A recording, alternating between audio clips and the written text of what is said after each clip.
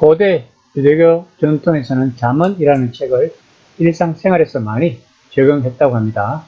잠언은 주로 지혜로운 사람과 어리석은 사람을 대조하는 내용이 자세히 나옵니다. 물론 궁극적으로 보면 지혜로운 사람은 하나님을 경외하고 높이는 사람이고 어리석은 사람은 하나님을 이겨버리는 사람으로 묘사하고 있습니다. 잠언 1장 7절 말씀입니다. 여호와를 경외하는 것이 지식의 근본이거늘 미련한 자는 지혜와 훈계를 멸시하느니라. 이러한 지혜 전통은 구약시대 이후에도 유대교에서 계속 발전했고 야고보서 같은 책에서 볼 수 있듯이 초기 기독교까지도 이어졌습니다. 마태복음에서도 이러한 예를 볼 수 있습니다. 지혜로운 건축자는 바위 위에 집을 지었고 어리석은 건축자는 모래 위에 지었다고 7장 24절에서 27절까지 말하고 있는 것을 알 수 있습니다. 이처럼 예수님은 오늘 본문 말씀에서 이러한 지혜 전통에 호소하시면서 말씀을 하시는 내용입니다. 24장 45에서 46절입니다.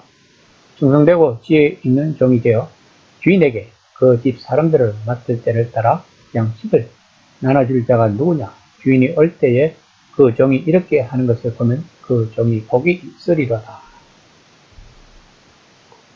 우리는 마태복음에서 몇 차례 보았듯이 당시 사회에서 주인과 종에 대한 이야기는 하나님과 이스라엘의 관계를 말하는 것으로 이해했습니다.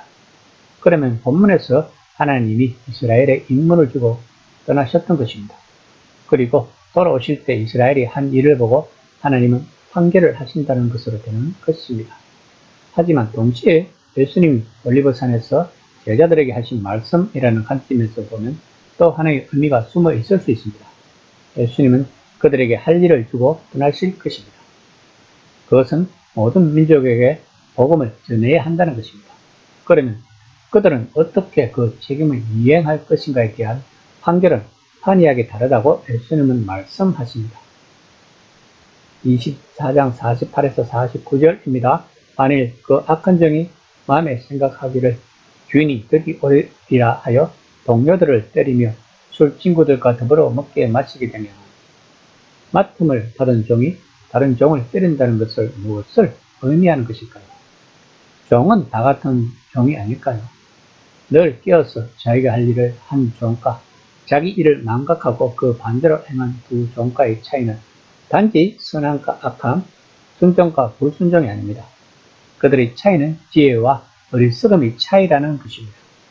하나님을 경외하는 것이 지혜의 근본이라고 잠언에서는 말을 하고 있습니다. 그러므로 예수님 당시의 사람들은 잠언의 이런 문구를 잘 알고 있었을 것입니다. 그리고 마태복음을 읽는 첫 독자들 또한 이 잠언 말씀을 잘 알고 있었을 것입니다. 그러면 그들의 일상생활에서도 그들의 지혜와 어리석음이 다양한 방식으로 그 모습이 나타났을 것입니다. 그러나 본문에서 지혜와 어리석음의 요점은 어떤 상황에서건 하나님이 원하시는 일을 할 수 있어야 한다는 것이 전부가 아니라는 것입니다. 살아계신 하나님이 어느 때건 문을 두드릴 수 있다면 지혜란 늘 준비하는 것을 의미합니다. 또한 예수님이 오셔서 하나님 나라를 이 세상에 임하게 하셨다면 지혜로운지 어리석은지는 지금의 하나님의 시간표에서 어느 때인지를 아느냐 모르느냐에 달렸다는 말씀입니다. 24장 50에서 51절입니다. 생각하지 않은 날 알지 못하는 시각에 그 종의 주인이 이르러 음이 때리고 멸식하는 자가 받는 벌에 처하리니 거기서 슬피 울며 이를 갈리라.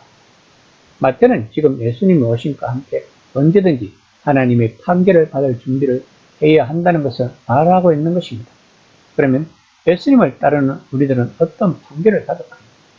물론 이 판결은 예수님을 믿고 안 믿고가 아니라 모든 사람들에게 주어지는 판결일 것입니다. 우리가 알아야 할 것은 예수님을 따른다는 것은 언제든 모든 것을 제대로 해내는 것이 아니라 베드로처럼 무엇이 잘못되었는지를 깨닫고 즉시 바로 잡는 것입니다. 다시 말하면 우리는 율법의 정신을 알아야 한다는 것입니다. 하나님이 왜 그 계명을 주셨을까를 깨닫고 그 율법의 정신대로 살아가는 것을 추구하는 것이 우리들의 삶인 것입니다. 그러다 보면 실패할 수도 있습니다. 실패하면 베드로처럼 깨닫고 바로 잡으면 되는 것입니다. 즉 우리가 산에 등산을 할 때 중간쯤에서 넘어진다고 해서 다시 산 밑에서 시작하는 것이 아니라 넘어진 그 자리에서 시작한다는 것입니다. 그러므로 10번 넘어지면 11번 일어나면 되는 것입니다. 이것이 성화의 과정인 것입니다. 그러나 죄인들을 환영하시며 우리가 실패했다가 정신을 차리면 언제든 용서하시는 예수님은 깨어있고 충성하라는 힘들고도 차원 높은 요구도 하십니다. 우리들은 예수님을 통해 하나님께 구원이라는 많은 은혜와 축복을 받았습니다. 그러므로 많이 받은 것만큼 우리들에게는 많은 책임과 사명이 있는 것입니다. 그것은 이런 하나님의 은혜와 축복을 많은 사람들에게 전하는 것입니다. 이 시간 나는 나의 책임과 사명을 다 하고 있는지를 한번 점검해보는 시간이 되었으면 합니다.